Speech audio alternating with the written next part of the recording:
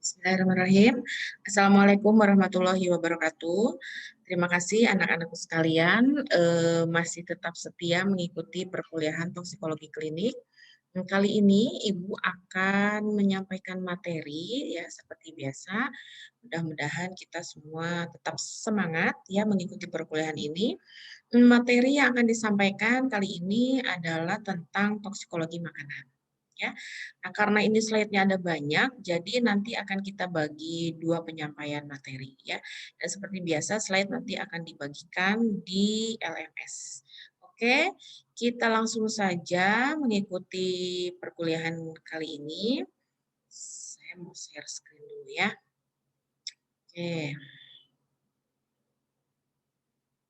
Nah, baik.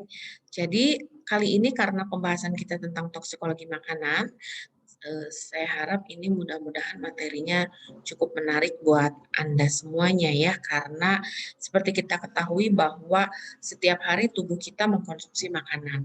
Namun kita perlu hati-hati karena dari berbagai makanan yang kita konsumsi, ada kalanya itu mengandung senyawa-senyawa unsur yang masuk dalam kategori toksik ya.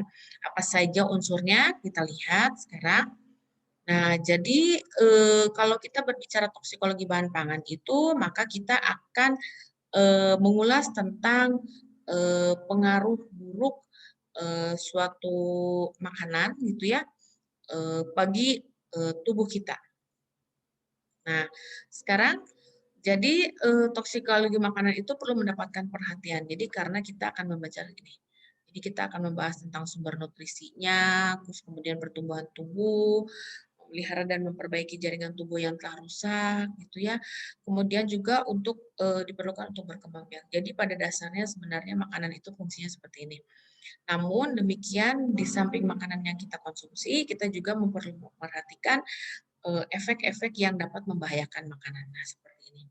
Jadi kalau kita lihat di sini adalah makanan itu adalah merupakan campuran dari beberapa senyawa kimia yang dikelompokkan menjadi nutrisi, toksin alami, kontaminan, dan bahan aditif. Ya, nah, kita lanjutkan sekarang. Nah, jadi bagaimana sifatnya zat beracun tadi itu akan masuk ke dalam tubuh. Nah, jadi zat beracun itu akan terserap, kemudian masuk ke dalam sirkulasi sistemik, dan mengalami proses disposisi yang kemudian akan terdistribusi dan juga akan tereliminasi. Nah, pada saat terdistribusi ini, maka biasanya akan masuk ke dalam tempat suatu reseptornya, gitu ya. Nah, kemudian dalam kaitannya dengan prosesnya dalam tubuh, maka zat beracun itu juga bisa juga mengalami suatu metabolisme yang meninggalkan suatu metabolit. Nah, metabolit ini yang ada kalanya dia bersifat racun dan juga tidak beracun. Dan selanjutnya ada pula yang dia akan mengalami eliminasi sehingga akan dikeluarkan dalam tubuh atau yang dikenal sebagai proses ekskresi. Nah, jadi berbicara hal ini maka sumber kontaminasi makanan itu bisa karena makanan yang tercemar ya, atau ada juga zat anti nutrisi. Di samping juga ada tumbuhan dan hewan yang beracun dan juga ada dari penambahan BTM.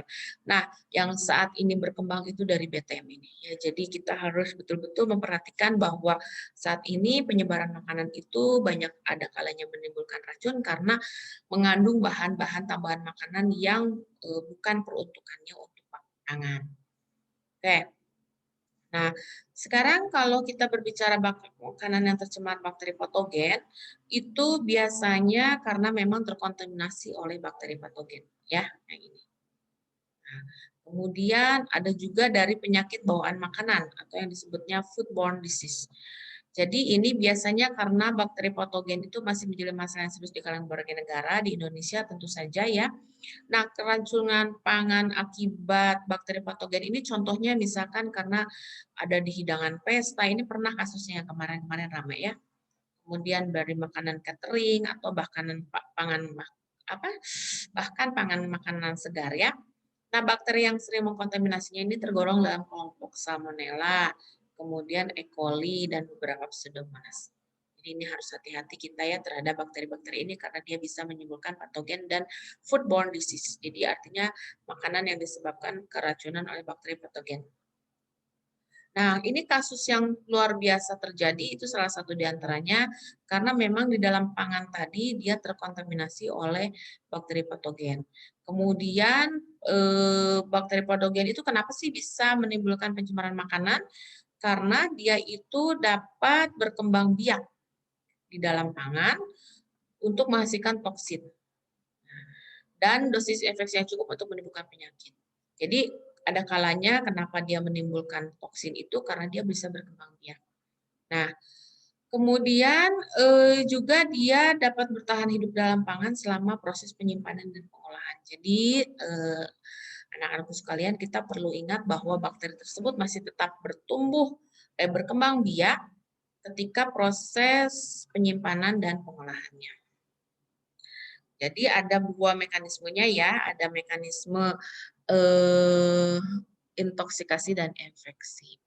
Jadi kalau intoksikasi itu keracunan yang disebabkan oleh produk toksik bakteri patogen, baik itu toksin maupun metabolit toksin. Nah, kenapa demikian? Karena bakteri yang tumbuh pada pangan tadi mempunyai toksin.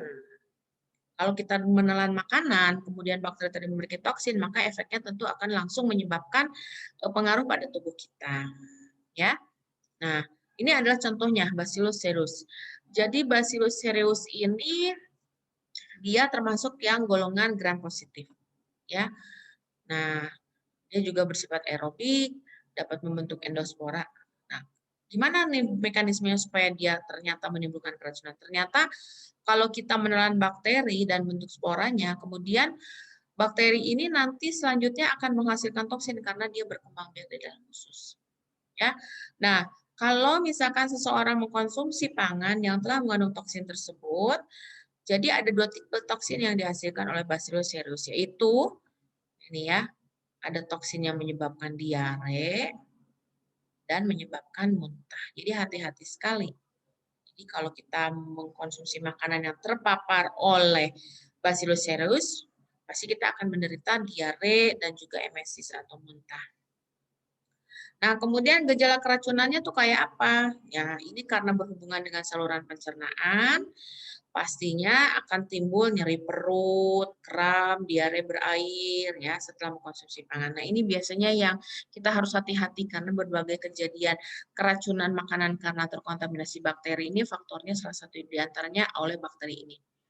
Nah, kemudian setelah itu bisa menyebabkan muntah atau yang paling parah lagi dia bisa berhubungan dengan pencernaan bagian atas. Nah, ini yang harus kita indikasikan lebih lanjut ya. Karena kalau misalkan dia muntahnya itu tidak terkendali, maka kita harus segera membawakan ke rumah sakit supaya dilakukan proses intoksikasi ya. Nah, kemudian ada juga bakteri yang disebut kelompok ini ya, Clostridium botulinum. Ini juga sama. Dia gram positif dapat membentuk spora juga. Jadi bakteri ini kalau dia sudah dapat terkontaminasi pada makanan dan dia membentuk spora, dia juga tahan panas dan bersifat anaerobik.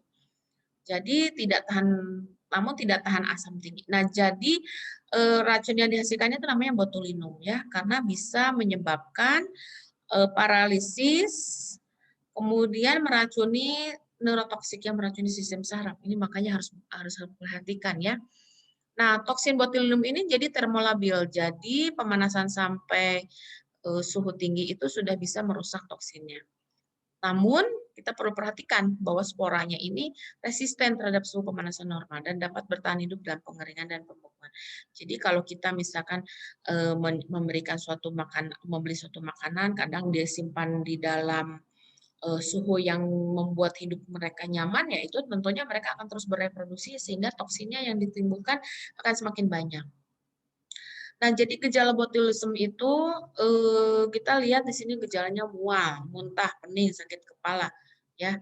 Rata-rata karena memang dia berkembang biak dan menghasilkan autotoksin ya, endotoksin, sehingga gejalanya itu cukup signifikan juga bagi tubuh kalau memang terkontaminasi oleh bakteri ini ya. Jadi gejalanya itu bisa timbul setelah 12 sampai 36 jam. Dan bisa berlangsung sakit sampai 2 jam sampai 14 hari, bayangkan ya. Ini sungguh-sungguh sangat harus diperhatikan betul bagi kita yang akan mengkonsumsi suatu produk makanan. Nah, ini karena misalkan pengawetannya yang keliru, ini salah satu contohnya misalkan pengalengan, fermentasi, pengawetan, dan lain sebagainya, pada saat pengolahan yang tidak sesuai dengan standar, memungkinkan bisa terkontaminasi oleh bakteri ini. Nah, kemudian yang berikutnya, ada lagi nih, Staphylococcus aureus ini kan sebenarnya sering kita dengar ya, di analis, di TLM kita sering mengidentifikasi. Namun saat ini yang akan kita identifikasi itu adalah keberadaannya pada suatu produk makanan. Dan bakteri ini kan termofil ya, jadi dia tahan panas dan tidak mudah rusak pada suhu normal. Jadi bakteri ini dapat mati tetapi toksinnya tertinggal. Nah, ini yang berbahaya. Jadi walaupun misalkan kita memanaskan makanan tersebut, tapi karena toksinnya masih terdapat pada makanan, sehingga ini yang menyebabkan bakteri ini cukup berbahaya ya. Nah, kalau kita melihat pangan yang tercemar oleh bakteri ini adalah yang kaya protein, misalkan kalau kita beli daging, nah ini ya, dalam keadaan dingin, puding, sandwich. Bakteri ini senang sekali dia mencemari produk yang kaya protein. Nah, kemudian kalau disimpan di lemari dingin yang pendinginnya terlalu penuh atau suhunya kurang rendah, atau yang tidak habis dikonsumsi yang disimpan di suhu ruang, ini bakteri ini cepat banget mengkontaminasi. Jadi jangan harap bahwa kalau kita menyimpan makanan di kulkas itu aman, belum tentu. Atau misalkan kita sudah makan, makanannya disimpan, disisa di suhu ruang. Nah, kemudian beberapa waktu kemudian akan timbul spora-spora dari bakteri ini yang nantinya kalau pertumbuhannya diteruskan, maksudnya kalau makin lama dia berkembang biak dan nanti akan mengeluarkan toksin yang justru berbahaya bagi kita yang mengkonsumsinya.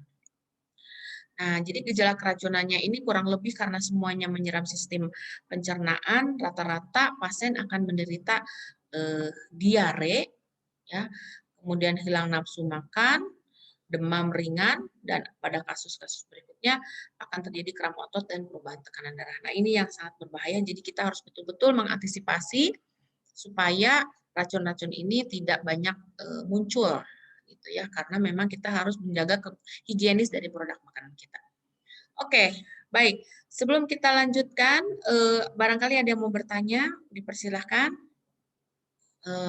Nah, materinya kita akan cukupkan sampai Staphylococcus aureus dulu.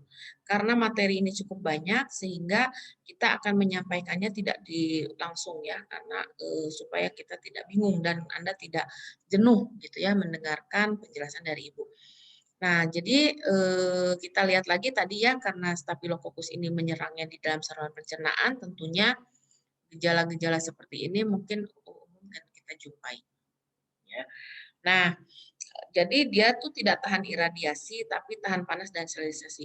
Jadi oleh sebab itu, makanya dalam proses pengawetan makanan, peningkatan higienis untuk kualitas makanan itu banyak faktor yang akan dilakukan ya, bisa misalkan dengan pemanasan, dengan radiasi, pengemasan yang baik. Namun demikian itu ada beberapa bakteri yang memang masih tahan pada pemanasan, tapi tidak tahan terhadap radiasi. Nah, itu yang akan kita kembangkan berikutnya untuk teknik pengolahan pangan ya. Nah, ini juga sama. Kita lihat ini beberapa endotoksin yang dihasilkan dari beberapa bakteri. Jadi kita harus perhatikan bahwa keracunan tadi kan endotoksin. Sekarang kalau keracunan eksotoksin itu biasanya karena pengolahan pada saat pengalengan makanan. Jadi biasanya karena makanan yang ini pada saat pengolahannya kurang baik, maka bisa jadi bakteri Clostridium botulinum ini masih bisa menempel pada daging yang dikemas di kaleng. Ya, jadi kita tahu bahwa tadi kan ada rasa muntah, penglihatan ganda, kelumpuhan otot. Nah, ini yang harus kita perhatikan betul bahwa ini adalah gejala-gejala yang ditimbulkan kalau kita terpapar oleh racun botulism. Nah, jadi eksotoksin ini Gimana cara menanganinya? Berarti harus tentu saja harus dilakukan pemeriksaan muntahan dari pasien untuk mengidentifikasi jenis bakteri yang mencemari produk makanan tadi ya. Jadi makanan kaleng ini kalau misalkan mengandung spora botulinum itu, jadi sebelum dibuka dan dimakan, kita harus menggodoknya dulu di dalam air selama 15 menit. Nah ini ya, karena bisa jadi produk makanan yang kita makan itu terpapar oleh racun dari botulinum. Ya. Nah, kalau enterotoksin itu keracunan makanan yang bersifat massal. Ini sering juga banyak terjadi ya.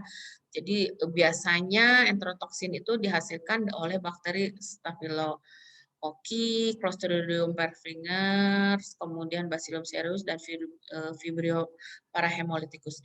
Nah, jadi ini pencemarannya itu karena biasanya makanan dibiarkan terbuka atau spora yang ada itu tumbuh kembali. Jadi kita harus betul-betul hati-hati ya kalau misalkan makanan pada daging, lidah sapi atau produk ikan, susu dan sebagainya tercemar oleh jenis-jenis bakteri tadi bisa menimbulkan keracunan massal diantaranya karena terpapar oleh bakteri yang tadi sudah kita sebutkan di awal. Ya. Nah, dalam hal ini beberapa penyakit yang diakibatkan karena tercemar bakteri patogen tadi itu bisa menimbulkan beberapa infeksi ya. Jadi beberapa bakteri patogen itu dapat menginfeksi tubuh melalui pangan. Jadi contohnya kalau misalkan makanan kita terinfeksi oleh salmonella, maka tubuh kita akan terinfeksi. Apa namanya? Jadi ini adalah beberapa kontaminan makanan tapi yang dapat menimbulkan infeksi ya, dan ini perlu ditangani secara serius dan ditanggulangi secara betul karena makanan-makanan yang terkontaminasi bakteri tadi bukan hanya kalau tadi kan ada menimbulkan diare dan sebagainya yang sifatnya itu tidak jangka panjang, tetapi jika menimbulkan infeksi, nah ini masuk ke dalam kriteria patogen, ini yang harus betul-betul kita hindari ya.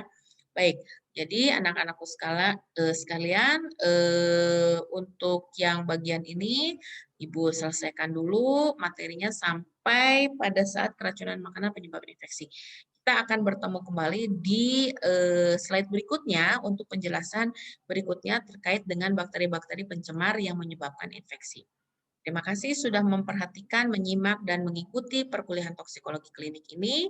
Jika ada pertanyaan, silakan kita bisa berdiskusi pada LMS. Terima kasih. Assalamualaikum warahmatullahi wabarakatuh.